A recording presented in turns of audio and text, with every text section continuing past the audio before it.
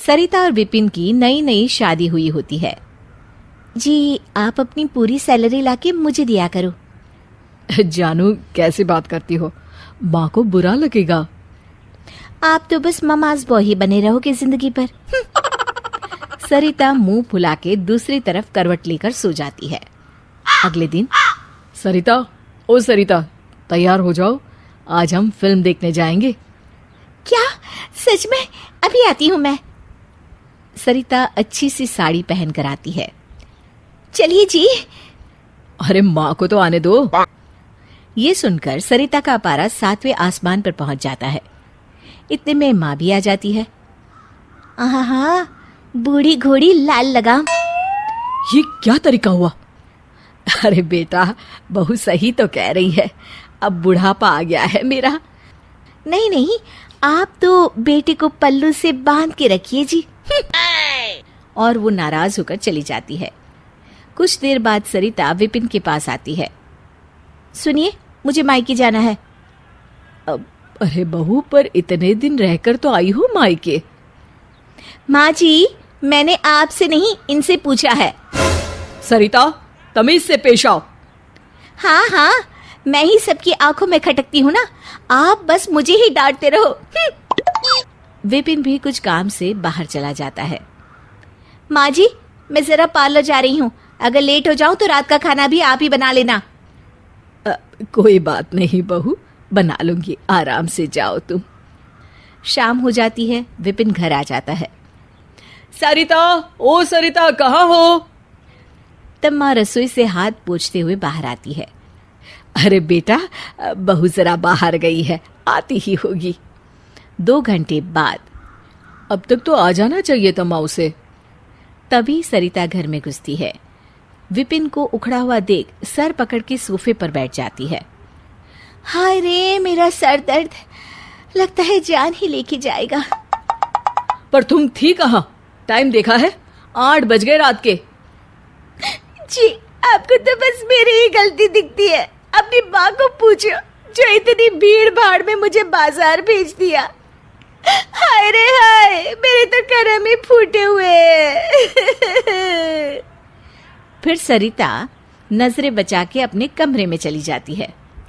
माँ, आपने बताया नहीं कि आपने ही भेजा था सरिता को? ओ हाँ बेटा, उम्र हो गई है ना, भूल गई। क्या माँ, आप भी ना फालतू में ही रुला दिया उसे। बेचारी माँ बेटे और बहू के बीच शांति बनाए रखने के लिए चुप रहना ही सही समझती है। ऐसे ही कुछ दिन और बीत जाते हैं। सरिता बात बात पे अपनी सासू माँ को झल्ला के जवाब देती, नीचा दिखाती। एक दिन घर में पड़ोस की सरला आंटी आती है। अरे विपिन की माँ, जरा चीनी हो तो 1 कटोरी देना। वो क्या है ना, खत्म हो गई है। हाँ हाँ, क्यों नहीं बहन, आओ आओ, मैं भी लाती हूँ। हाँ, क्यों नहीं, आखिर मेरे पति की कमाई है, खूब लुटाओ। आए हाय, इसकी जबान तो देखो, कैसे कैंची की तरह चल रही है। इतने में विपिन की माँ भी चीनी की कटोरी लेकर आ जाती है। और बताओ सरला बहन, सब खैरियत? हाँ बहन, सब ठीक है। अच्छा सुनो, मेरी बहू ने किटी पार्टी रखी है आज शाम, आना जरूर। हाँ चलो, अब जाती हूँ मैं। शाम को विपिन की माँ अपनी बहू सरिता के साथ सरला के घर पहुँचती है। नमस्ते आंटी जी, कैसी हो आप? खुश रहो बेटा, मैं बिल्कुल ठीक हूँ, तुम कैसी हो? जी, बस आपका आशीर्वाद है। ममता सबको बड़े प्यार से नाश्ता पानी कराती है। अरे वाह वाह सरला, तेरी तो किस्मत चमक गई इतनी संस्कारी बहू पाके।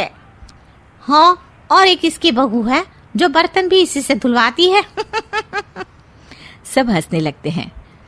वाह ममता, तुमने तो सब पे अपना जादू चला रखा है, जिसे देखो तुम्हारी ही तारीफ करता है। अरे नहीं नहीं सरिता, जादू नहीं, बस प्यार। बड़े बुजुर्ग को तो बस प्यार और इज्जत चाहिए होती है अपने बच्चों से। अरे तुम सब सरिता से मिली कि नहीं? क्यों बेटा सरिता, तुमने पैर नहीं छुए किसी के? अपनी सास के पैर तो छूती हो ना, या नहीं? मेरी बहू को देखो, पूरे मोहल्ले की फेवरेट है।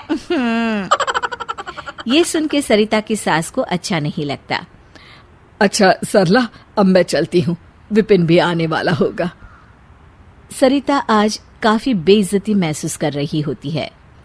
वहीं रात भर सो भी नहीं पाती। फिर अगली सुबह, गुड मॉर्निंग मम्मी जी। अरे बहू, आज इतनी जल्दी उठ गई? जी, आप सबके लिए नाश्ता मैं बनाऊंगी। सरिता में आए इस बदलाव को देखकर विपिन की माँ बहुत खुश होती है।